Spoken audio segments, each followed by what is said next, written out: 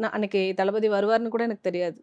எதார்த்தமா வர சொல்றாங்கன்னு நான் I was not prepared at all. வாங்கன்னு சொன்னாங்க.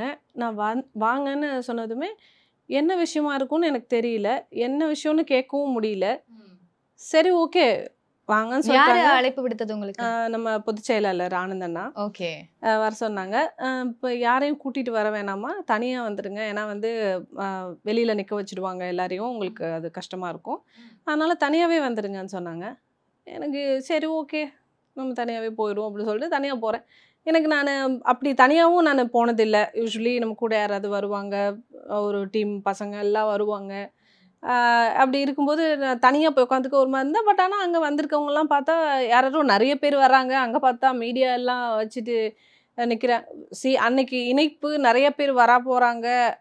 லைக் யாராரோ இணையிறாங்க அப்படின்றது எனக்கு நியூஸ் தெரியும். பட் நான் தான் இணைஞ்சுட்டேனேன்னு நான் நெனச்சுட்டு இருக்கேன்.